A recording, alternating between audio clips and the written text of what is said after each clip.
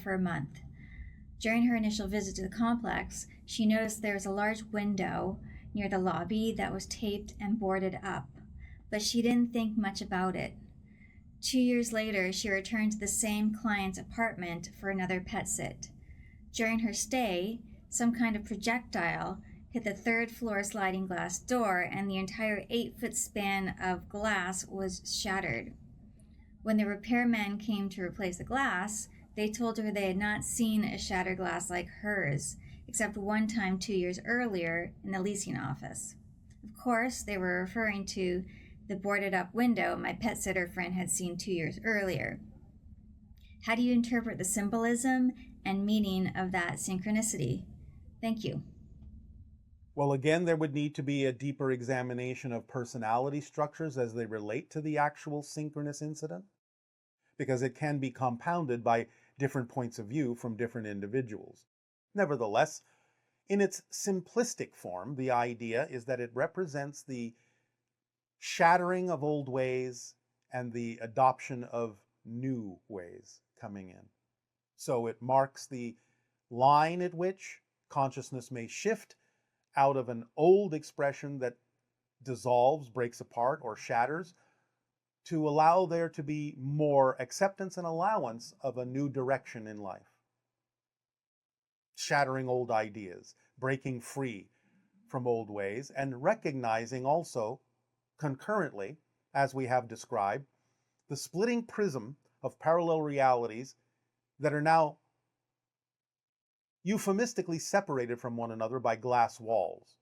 So the shattering of those glass walls, in this case illustrated by the shattering of the glass door, can be a representation of either A, you are ready to deal with more of the parallel realities that have been separate from you on the positive side, or B, on the negative side, the idea that you are letting in more negativity from the other reality that heretofore was separate from you by the glass wall. So again, this depends upon the structure of the personality dealing with these synchronicities and the honest examination of which direction and which definition you choose to take the synchronous thing that has occurred with regard to the shattering of the glass. Hello, Bashar. And to you, good day. Infinite good days to you, brother. So I want to ask you real quick, a quick background of what I'm doing with Scalar Technology. We've been utilizing just a person's photos and literally putting it underneath the Scalar Tech, and they feel the remote frequencies of healing. So I want to give some questions to that, if you can shed some light. And one of the most important ones is there any frequency or set of frequencies that get rid of the vaccine using the Scalar Tech the way I've been using them with a person's photo? Repeat the question. Some of it blanked out. Is there any frequency or set of frequencies that get rid of the vaccine using the Scalar Tech the way I've been utilizing it with a person's photo? What do you mean get rid of the vaccine? Well, detox from the vaccine. The vaccine is not toxic. Oof. Okay. Or if someone has allergic reactions to it, how does one get rid of it? That's different. That's different. Okay. But again, we cannot necessarily address many things having to do with your vaccines because your society has politicized this issue, and we cannot be that deeply involved in your politics. I totally understand that. So the next question goes, what role does Scalar Technology have in advancement or hindrance of human consciousness? Any technology is an expression of changes already happening in the collective consciousness. It can be expressed through individuals, it can be expressed through larger groups, it can be expressed by the entire civilization. But you don't have the ability to, in any way, shape, or form, create a technology that is not representative of some changes and understandings and viewpoints that already exist in the collective consciousness. Right. So if Scalar disrupts time and space, is there a doorway, and how do we open it? it would require the use of scalar energies at certain frequencies that reinforce themselves. We are scanning to see if you actually even have the technology to do this. One moment.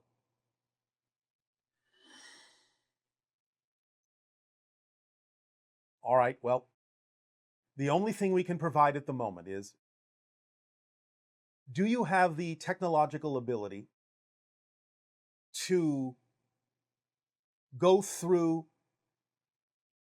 scalar frequencies from lower to higher? Yes. In terms of sweeping, I think you're referring to sweeping frequencies. Yes. Start with the Schumann resonance at 7.85 cycles per second. Can you do that? Yes. And go up to 10. Back and forth over the time frame of 15 seconds and 15-second intervals for 15 minutes.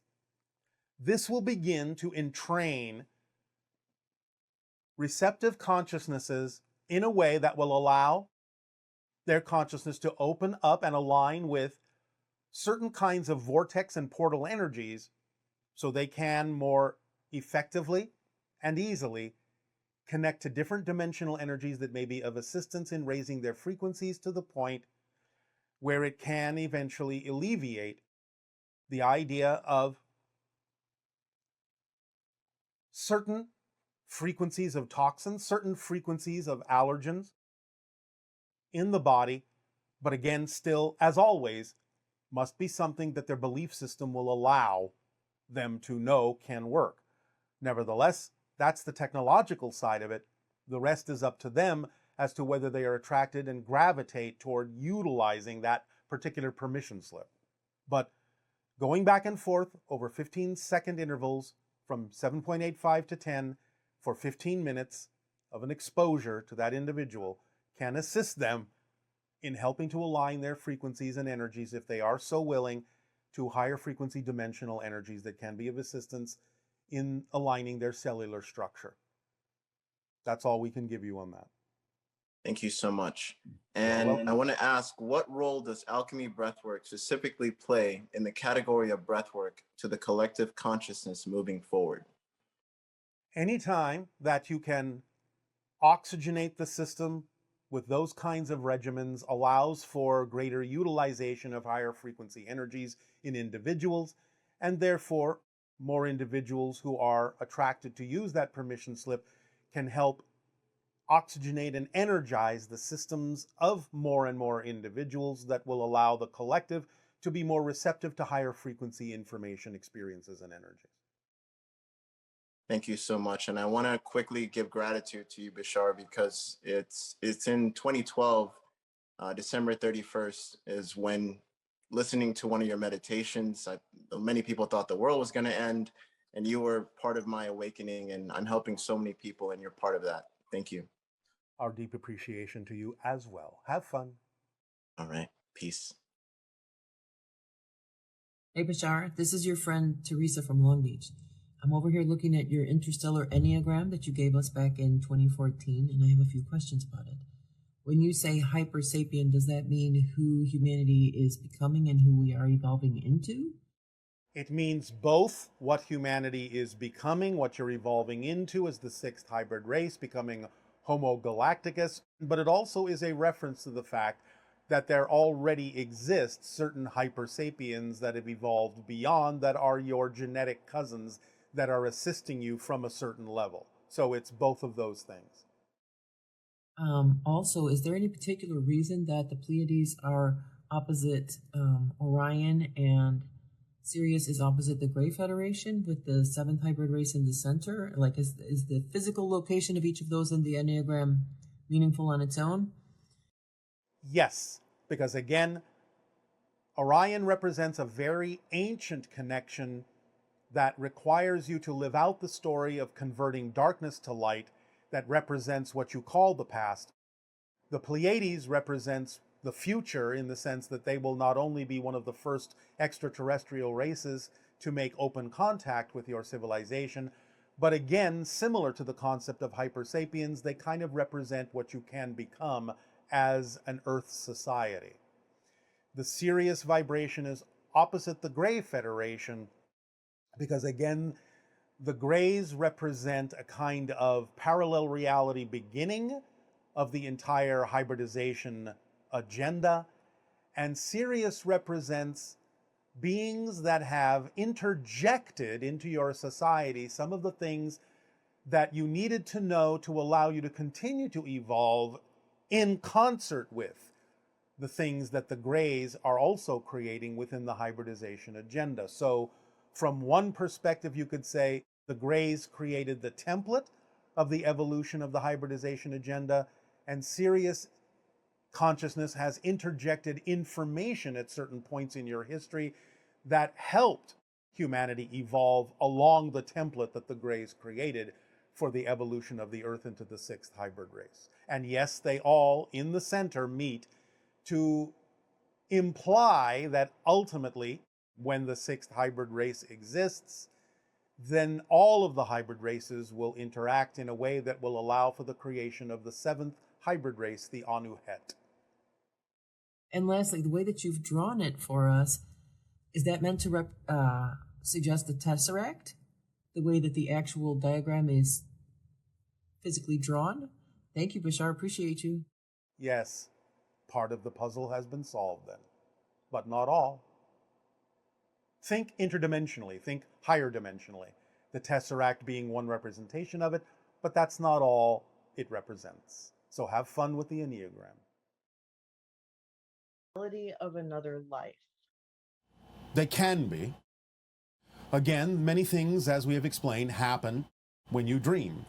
You can be in spirit tapping into parallel realities, being aware of the connections that you have in life energetically to other lives, counterpart selves, in other time frames, in other civilizations. And when you wake up, again, your physical mind will do the best it can to represent the experience in the symbols that it has at its disposal, to reconstruct a dream in a way that is at least partially representative of what you were doing. So yes, that can happen. Okay, and so is the dream state an actual reality? Yes. And the question goes on to say, since all that is now, isn't the dream state our access to other points of view of the infinite? Is the cast of characters in our dreams real in their dimension or density? They can be. Again, it depends on the reason for the creation of the dream. They can be symbolic projections of your own consciousness, or they can be representative of actual encounters with actual beings. Again, your physical mind doing its best to create the representation that most closely resembles the experience that you had in the spirit state, as you say, out of body, in the astral realm. So yes, it's a real state. The idea of the dream, as most people on your planet understand a dream, is simply the, shall we say, representation, symbolic representation of an experience that happened in a real dimension of non-physicality. Okay. And who or what actually sets up the dreams for us? Is there a dream director of some sorts? Why do humans regard dreams as being more profound than daydreams or even day-to-day thoughts? You are the director of your dreams. Now, you may have assistance from spirit guides or from other spirit beings who's in a position to help you assess what it is you need to look at, what it is you need to experience, but you make the decisions as to what you're going to experience, what you're going to look at, what you're going to explore and examine. So you are the director. The idea is that non-physicality is your natural state and therefore, in a sense, more real than the idea of physical reality. Physical reality is another type of dream that you're having. So you know that physical reality is your projection, your illusion, your construction, and therefore, in non-physical reality, you know that that's more truly your real state, and that's why Non-physicality seems more real than physical reality when you come from that perspective of understanding. Um, Here's another question. I don't seem to dream in color like others. For example, when I dream and I see a tree, I know it's green, but I don't see it in the traditional sense. I just know the trees are green. What is the meaning of this? Is this because I'm aware of it being a different frequency, or do others seem to say they see colors in their dreams just like they do with their physical eyes, but I just don't seem to see that? Well, again, this can be for a variety of reasons depending upon why it's being created that way. Again, we have to take this on a case-by-case basis. But sometimes when you're exploring the idea of the expansion of consciousness and you start to realize that physical reality isn't real, you may not need to see the colors because you're simply attempting to see the projection itself, the electromagnetic energy itself that you are using to create the reflective objects that you call physical reality. So you may not at this point need to see the colors. They may, in a sense, be a distraction for you in terms of what it is you feel you need to see about physical reality. It can simply give you the props, the neutral props, without infusing them with any kind of solidity which color would represent. So you may simply be examining the neutrality of physical reality as a projection of your consciousness, created out of the electromagnetic energy, the electromagnetheric energy, and therefore not necessarily need to see the colors at this moment, so you can focus, in a sense, on the objects themselves. People in your physical reality who are colorblind have advantages in certain ways by being able to see things in your reality that might confuse a person who can see color, because the color would be a distraction, whereas colorblind people can see the objects that might be otherwise hidden from people who can see color. So you might be using the same technique to make sure you see what you need to see without being distracted by the introduction of color. What about the opposite, where there are some people who see colors enhanced in dreams, where the concentration of color is very intense, particularly in a lucid dream situation? That's usually the result of actually seeing the spirit reality, in which many things that you take for granted in physical reality are actually much stronger. There are even colors in the spirit reality you don't even have or are not capable of even seeing in physical reality. In a sense, no matter how vivid physical reality may seem, it is a pale comparison to the things that exist in the higher spiritual realms in terms of the use of light or the perception of light and color. Well, I know like the difference in coloration, saturation between the mainland and Hawaii is very intense difference. Yes. And then some people seeing Essassani have also said that the color saturation is just amazing and Yes. way beyond even what you would experience here in Hawaii. Because again, it's closer to spirit vibrationally, and therefore the colors are much more powerful. Very lovely. Yes. Um, what does it mean when two people have the same dream at the same time? This person is saying something about shared dreams, where they have an experience where they meet someone in a dream and then they wake up, and then both individuals are able to sort of recount the details of the dream as if they were together in it. Well, it's not as if.